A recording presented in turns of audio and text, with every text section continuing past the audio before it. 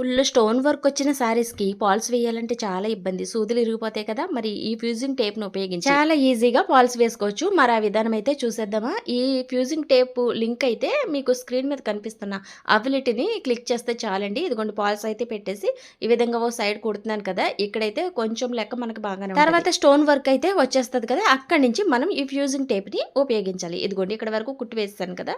ఇదిగోండి స్టోన్స్ అయితే చూడండి ఏ విధంగా ఉన్నాయో. ఇవి అసలు సూది ఇరిగిపోతాయి అన్నమాట. ఈ స్టోన్స్ మీద మనం కుట్టలేము అసలు.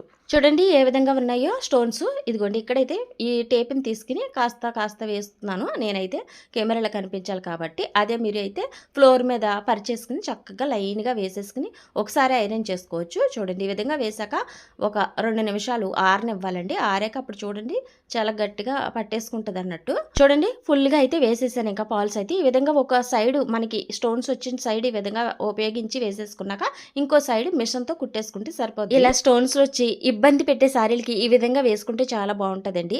కావాలితే మీ చేతితోటి అక్కడక్కడ చిన్న టక్స్ వేసుకున్నా సరిపోతది. వేసుకోపోయినా ఊడదు కానీ మీ అనుమానం కోసం కొంచెం చేతితో వేసుకున్నా సరిపోద్దని చెప్తున్నాను. ఇదిగోండి చూసారా మనం వేసిన టేప్ ఏ విధంగా కనిపిస్తుందో ఈ విధంగా కుట్టేసుకుంటే సరిపోతది. ఇలా పెట్టేసుకుని ఇదిగోండి చూడండి ఈ విధంగా ఈ సైడ్ కూడా మిషన్ తోటి ఈ విధంగా కుట్టి వేసేస్తున్నాను. చాలా నీట్ గా వచ్చేస్తది. ఇలా మన స్టోన్స్ తో ఉన్న సారీస్ కి చాలా ఉపయోగపడుతుంది ఫ్యూజింగ్ టేప్ అయితే. చూడండి ఎక్కడ కూడా కుచ్చులు రాకుండా నీట్ గా వచ్చింది సాఫ్ట్ గా ఫాల్స్ అయితే. ఈ విధంగా ట్రై చేయండి. ఈ ఫ్యూజింగ్ టేపు లింక్ అయితే మీకు స్క్రీన్ మీద అఫిలియేట్ ని క్లిక్ చేయండి. వీడియోకి క్లిక్ చేయండి. బాయ్.